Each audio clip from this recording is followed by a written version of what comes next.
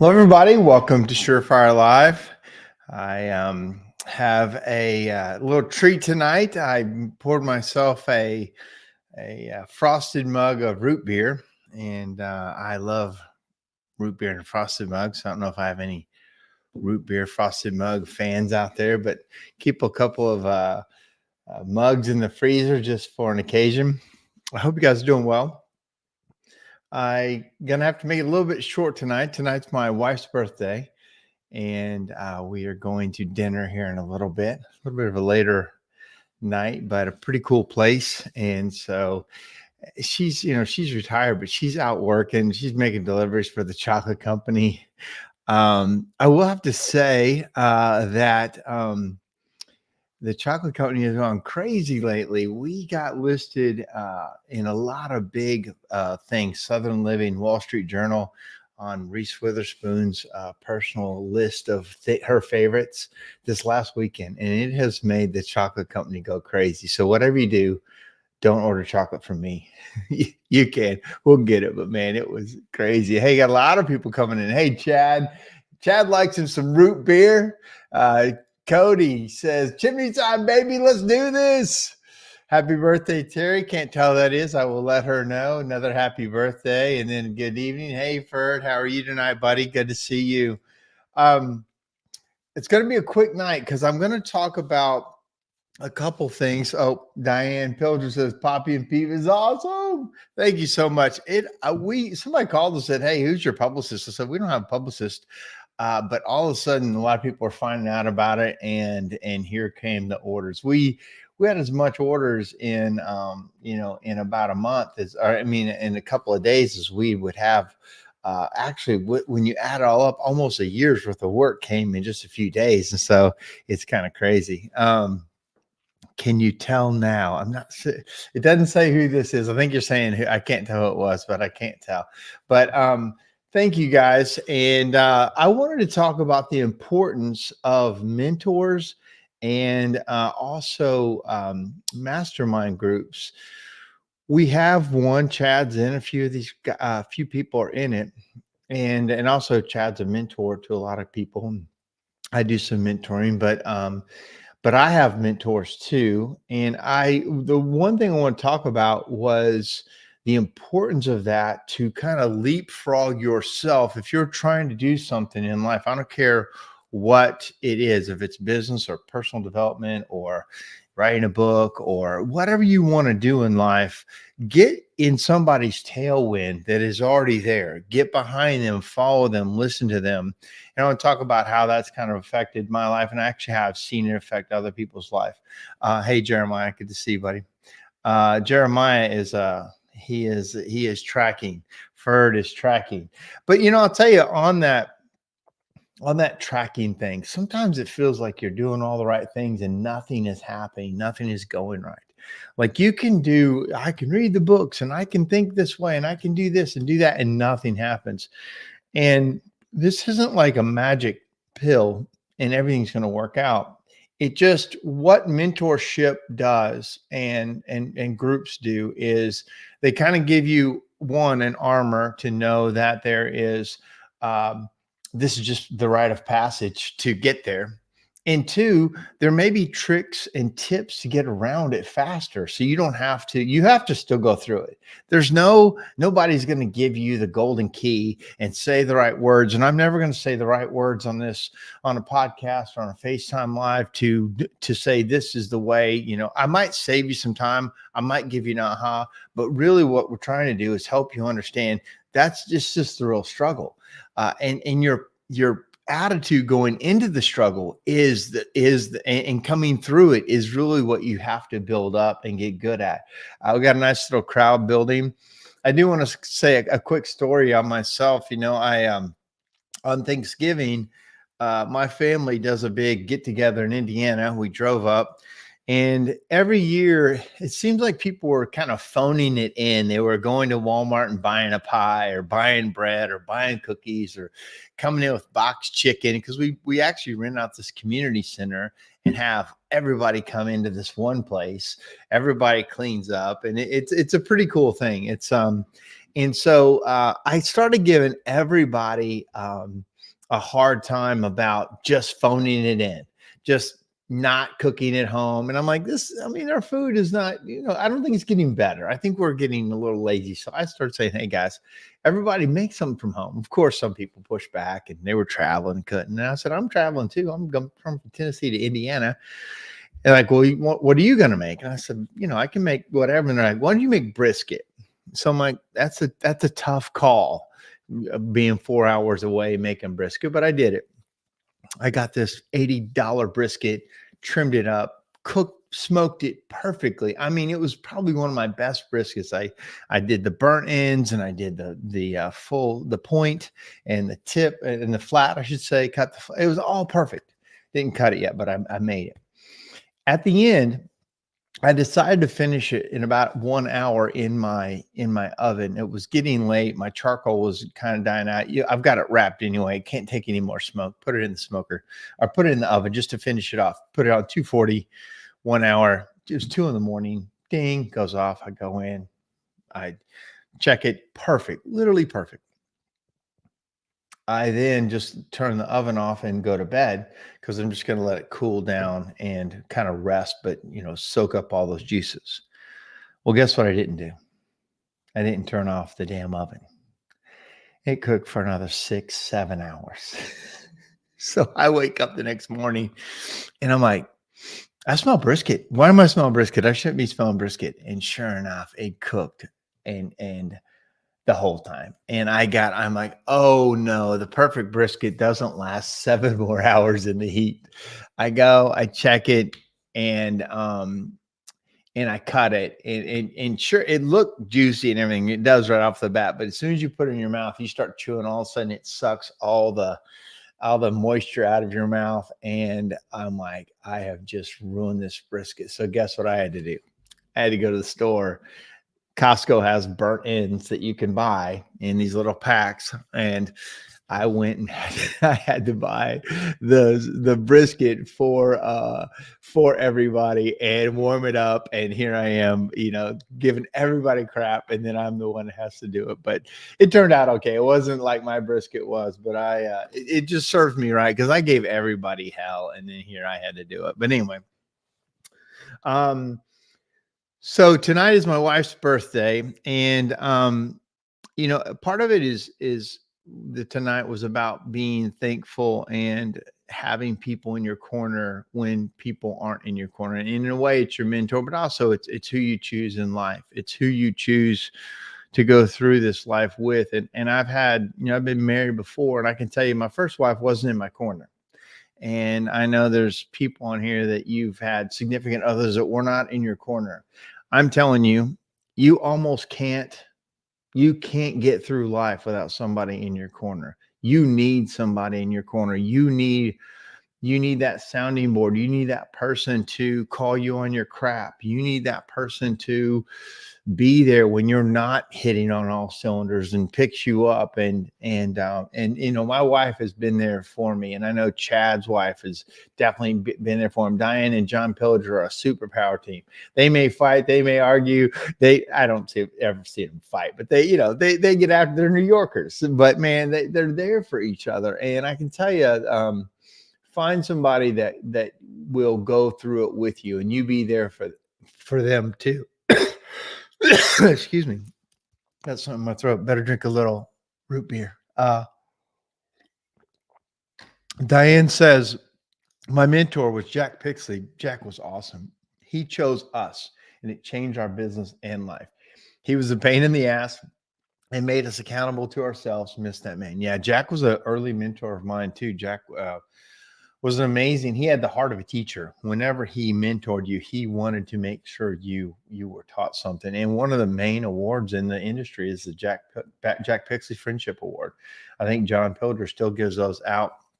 That friendship and that was his thing. I remember he told me one time, he said, Mark, we are not in the employer-employee business. We are in the training of young men at the time, mostly men, and it could be women too, but we're in the training of people business. We're there to teach them how to be men, and then chimney sweeps and technicians second. We're there to teach them how to be men.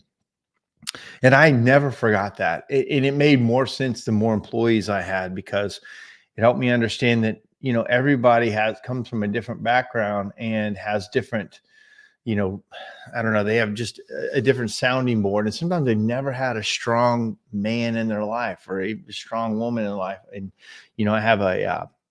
I have a work release program at my powder coat facility, and I love it.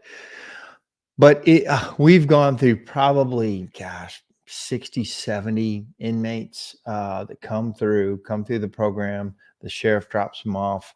We talk to them. We show them a trade. We teach them, accountability, and can't have phones. And there's a program around it. It's a little bit of work for us to make sure, they're not, there's cameras and there's things. And they are they're already on good behavior. They're about to be out. They've got their life to look forward to.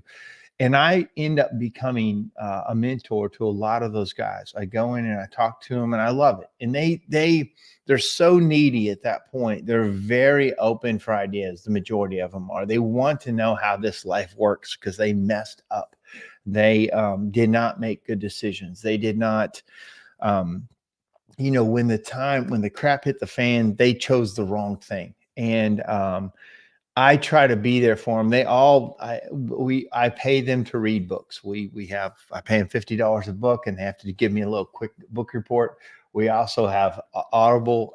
They can't do Audible, but some of my employees that rotate out and they stay with us, we have them do Audible, and you can do clips on Audible. Hopefully you know how to do that so you can remember stuff. And I review their clips, whatever they listen to. But I become a mentor to those guys.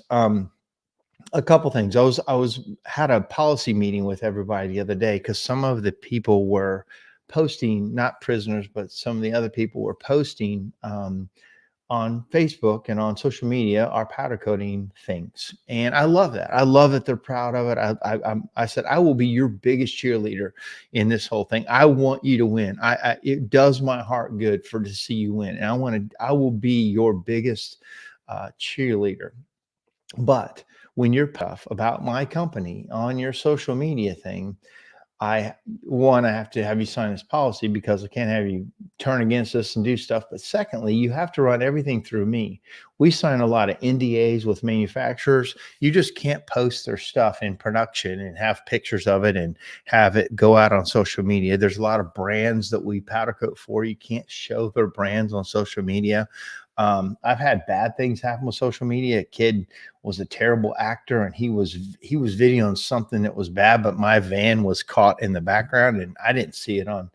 This guy was like a militia kind of guy that we hired. He only worked for us like 30 days before we found this out, and he was gone. But he posted this stuff, and if you follow my Facebook or my podcast, I talk about it a couple of years ago. But anyway, I told them, hey, you have to run everything through me. I'll be your biggest cheerleader. And we have these rules for reasons you don't even know about. That's how life is, period. That's why a mentor is so important, is when you tie in with somebody, they can tell you the rules before you have to face the consequences. Now, my mentor, Larry Winget, says this. He goes, there's a difference between ignorance and stupid. Being ignorant is one thing. Being stupid is a whole nother thing. Being ignorant, you didn't know about it. You had no idea this hammer was just sitting out there, this problem, this trap, this code, this insurance that you needed, all the things. There's a million ways that we're ignorant in life. He said it's okay to be ignorant, but the next step is being stupid. Being stupid is you knew better. You knew there was a warning. You've been told that there's a thing. You've been warned, and you still did it, or you didn't do it. You didn't do the thing you needed to do. That's being stupid. So ignorance is fine. Stupid is not fine. So let's not be stupid.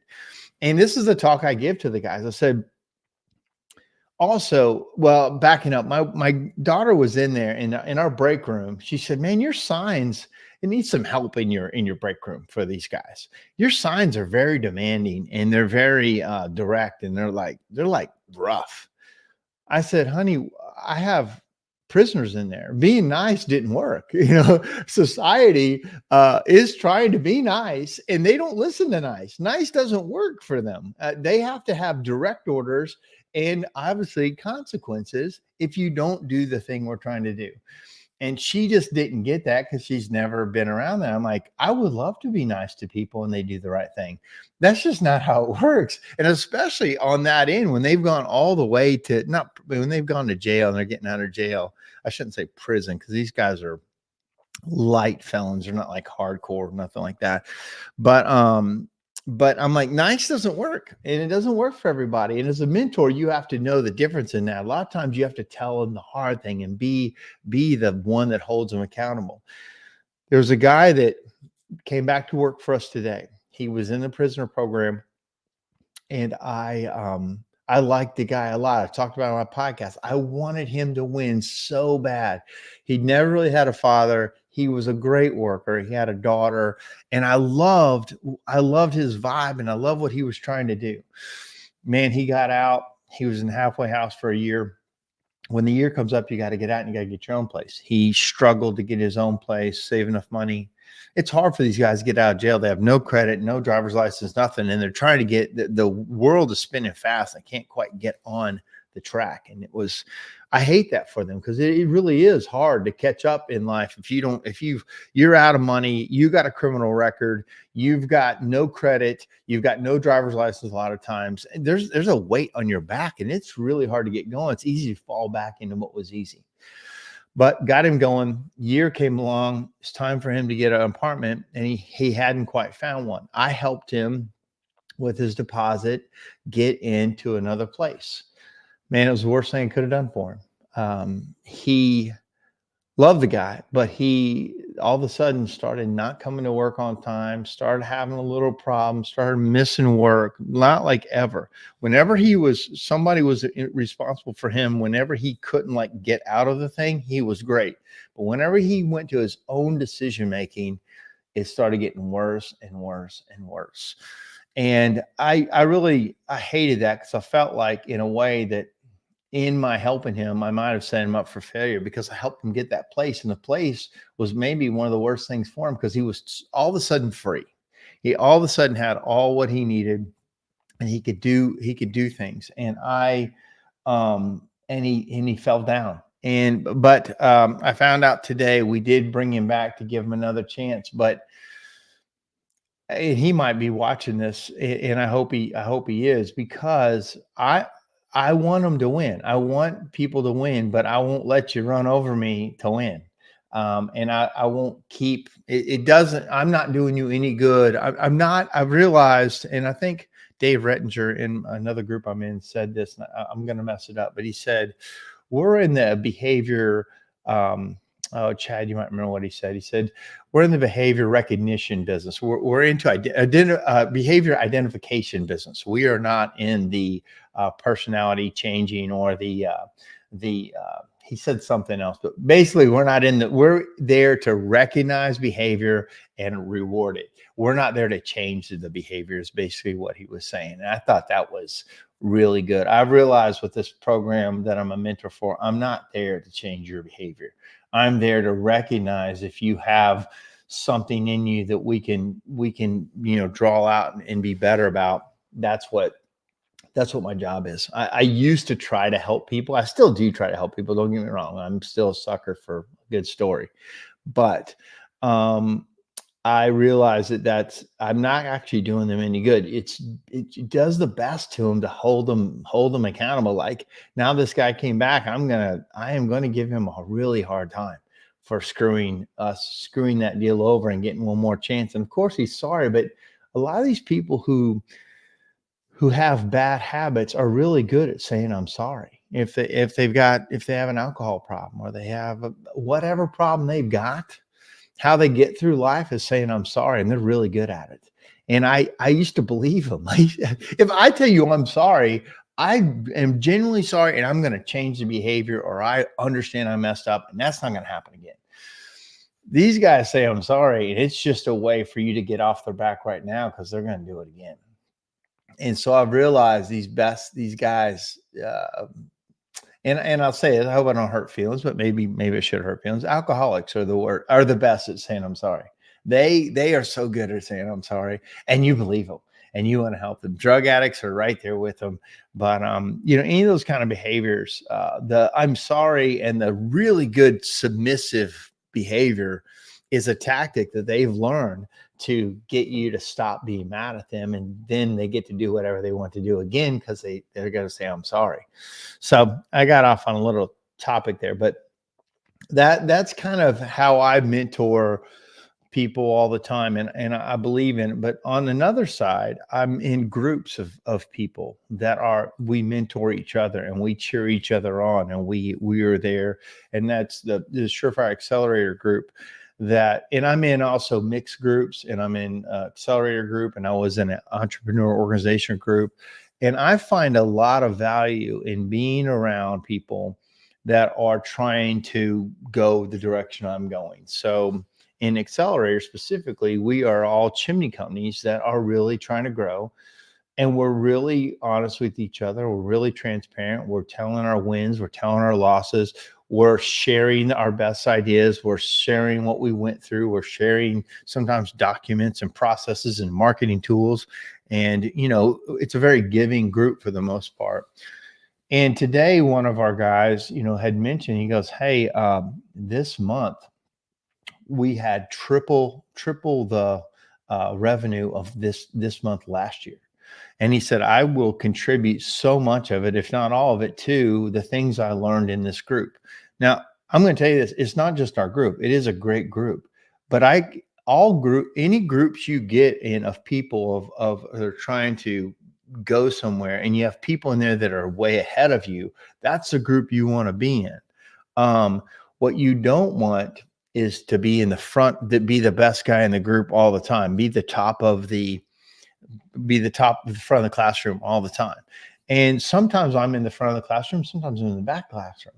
And I like being in the front of the classroom. If I can help you, I will. But I also need to get in some classrooms where I'm in the back. It's because there's other things for me to learn. And I like both classrooms, but I seek out those classrooms.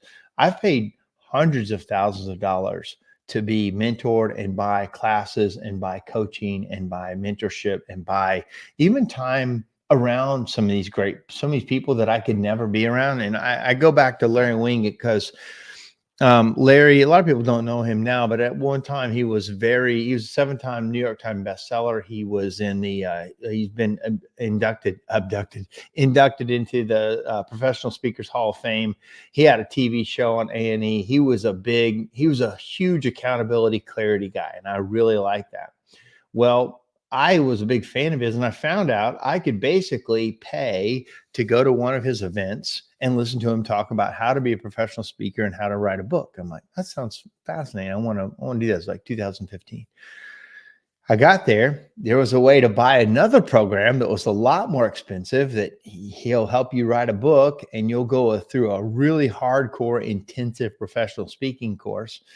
And but it was like, at the time, it was $30,000 to go through this course with him. And like, you really, you're at his house. I'm like, when am I ever going to get a chance to be around somebody that is ahead of me, that is way up here, that knows these things, has the core values that I like. He believes in a lot of things I like. So I paid it. And I wrote a book, and that's how my book got written. He helped me write the title, and he helped me be critical about it. And he was really hard on me. He helped me do professional speaking. So if you've ever seen me speak somewhere, it's because he helped me through that.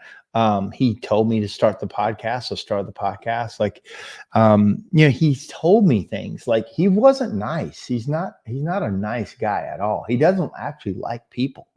He's not at all. But what he did was he challenged me in a good way. Like, he was super hard when he's talking, he would just cut you to the bone, but because you needed it. That was true mentorship. I don't need another friend. I don't need somebody, pat me on the back, tell me, oh, you're amazing. What I need is somebody going, take that and do this, take that, what you're already good at, and make it better by doing this. And I do it in our mentor group, a lot. I will say, I like this, but think about it this way. it won't hurt my feelings if you say, no, I'm going to stick with it. But also, I'm not giving you my best unless I tell you the truth. And sometimes the truth is really hard. It doesn't feel good, but you need to hear it. And that's what I learned from him is that, man, he could tell me the hardest thing and I would say, thank you. He would cut you to the bone and you would say, appreciate that. Thanks. May I have another?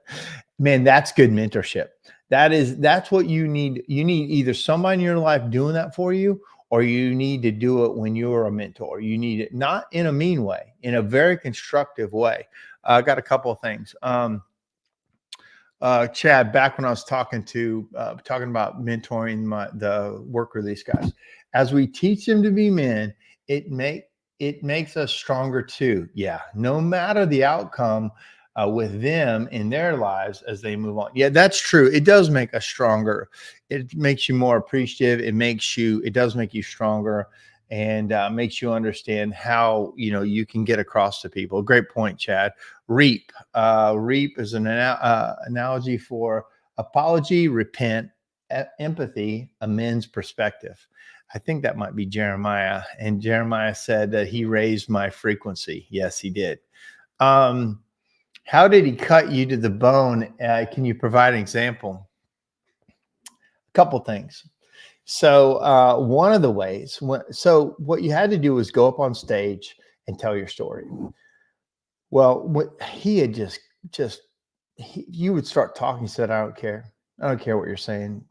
Doesn't matter. Like you literally, now luckily he didn't do it to me, but some of these people were kind of fake. They were like life coaches or energy healers, or they were trying to be something they weren't. Now, for me, I'm who I am, blue collar guy. I'm telling you about, I'm chimney sweep. He loved that story. But like one of the things he told me was like, because I would wear my Ashbuster shirt. I wear my Ashbusters. I still wear my company stuff. But I had a backpack and wear motorcycle boots. And I just do that. He goes, if you're going to be on stage, you can't dress like that. He said, you've got to step up your game. You don't want to be a suit and tie or anything necessarily, but you want to look blue collar, but like slightly more polished blue collar. You want to show blue collar, but be the next level. He would listen to how you said stuff, and he would just say, that's bullshit. I don't care. And that kind of thing. Make me care. Show me how to care. One of the things I was doing when I was talking to him, I was using my hands a lot when I was trying to describe something. I still kind of do it, but he grabbed my hands and put them down and said, stop doing that. You're disrupting. I can't hear what you're saying because your hands are going crazy. Like, and he and I got along, so he wasn't as hard on me as he was other people, and the group saw it. They're like, dude, he likes you, and he's not as hard on you as he is other people. But he believed me because I'm not trying to be somebody I'm not.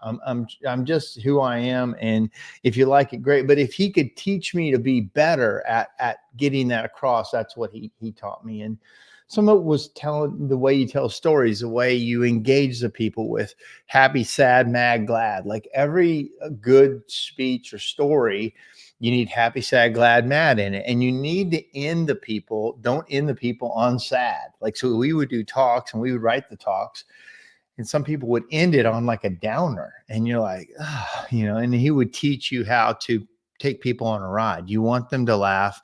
You want them to say, wow, I didn't know that. They don't want to be taught. They want to be entertained. If they wanted to be taught, what he told us was, they're not looking for a bullet point list of PowerPoint of all the things you're going to, especially if you're doing a keynote.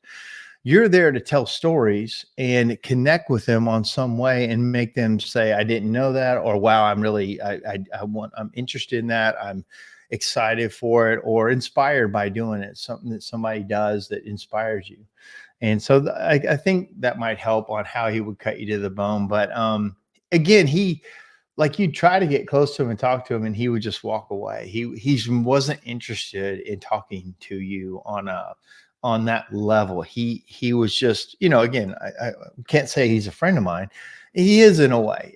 He talked about me on Fox News one night. I couldn't believe it. He was on Fox News and he talked about chimney sweep. He was talking about blue collar work, and he brought me up on that thing. And I was like, wow, that was amazing. And it almost made me feel like I was legitimate. Like he legitimized what I was doing when he did that. Like, because sometimes I don't know if you guys ever feel this, but sometimes chimney sweeping doesn't feel like.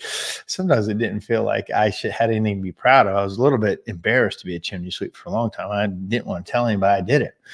But when he said that, it was like, so Diane said, Larry mentioned your story as an example on the news. Yeah, right. Yeah, he did. It was really cool when he did that. I felt I kind of got teared up. Said, I heard Larry told you to stop wearing hats. Is that true? He did when I do keynote speech, when I talk for the industry. He's like, he mostly told me to dress slightly differently, just up. So I went through, he literally took us shopping. We went shopping and went through, and he dressed all of us. He said, and he was actually a fashion guy. Believe it or not, he had a room full of walls of boots, custom made boots, like this back wall and two side walls full of custom made boots, and each pair of boots like $2,500. Like it was like, I don't know, $1 million worth of boots sitting on his wall that were custom, and all his shirts were custom. And when he arrived on stage, it was like he dressed almost like a clown, like a rodeo clown almost, because it was so bold. You didn't forget who he was. And you look him up on YouTube, and you can look him up. You'll see what I mean. He had it's called Work for a Reason. He's had a book called You're Broke Because You Want to Be.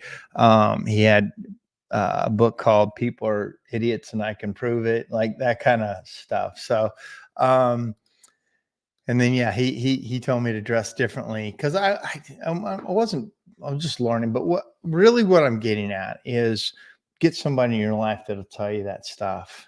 Get somebody in your life that will, that you can get, kind of tell people when you're going through things, that's the key to really going fast. A lot of people are out there on an island by themselves. And if you want to be on an island and you don't want anything different, perfect. You've checked the box. You're where you want to be. And that's great. And I know there's a lot of people like that. Myself, I have this internal like burn to do something else and to kind of keep going and see what else I can get into. Because the more I do that, the more things come my way that I have to decide, what am I going to do with this? But I have to get in around people to help me go faster. Like today, now this is a Facebook group, but I'm in this forum for chocolatiers. And I put out a question. I'm like, hey, I have got a problem with this situation with these wrapping of these chocolates. And man, there's 25,000 people in this group. Here come the ideas. And some were brilliant. In fact, some of them were manufacturing ideas and processes to fix a problem I have. And that's one thing. And then today on our accelerator, we have a chat. We talk almost every day. The group does, and we cheer each other on. And hey, I got this problem. What would you guys do? Or I need this form. And then we put it out there, and we fight battles with each other to make each other go faster and better. And in our industry, we have a handful of those. We got a handful of coaches. I think Chad still coaches. I know he does marketing, and he's doing some sales training, some other things. So Chad, you can put out here if you still coach. Chad's a guy that you can sound off on, and he can say, that's a great idea, that's a bad idea. There's several other coaches out there. There's groups, mixed groups, but there's other forums too in your local town, your networking of people. But some of these networking groups are just to sell stuff. What you need is somebody that mentors people. That's what you really need. Yeah, Chad says he's still a coach. Yep. But you and people ask me to be a mentor, and I love that. That's this season of my life. How I mentor is through these kind of Facebook Lives or podcasts is my best way to do it. Now, one day I may sit down and take on clients and do that because that's my favorite thing to do. It literally is, but it's not the best use of my time. Alan Rush is probably the best sales coach, ride along sales coach, sales guy in the industry. and but he couldn't scale himself, and I think finally he may have figured out a way to do that recently, but that's the problem with this, is not really scaling it. But I hope that's helpful. I'm going to have to jump off here. Do I have any other questions? I got about 8 more minutes, or any more comments. I got to get ready to go to dinner. Wife should be home in a minute. We got to travel to this place. And it's funny because I think I told you, I went to this chimney fire. Quick story. We had been to this, so we swept these chimneys in this beautiful resort in Tennessee.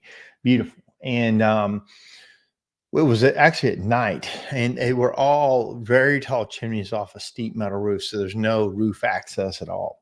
And so we swept the chimneys, ran the cameras, everything actually looked fine. But about 2 weeks later, the place catches fire. Now I've got video of this top of this chimney on fire. Of course, my heart sinks and everything's terrible. Well, I got up there. The fire department was still there. I get up there, go up the fire truck. John Pilger'd be proud of me.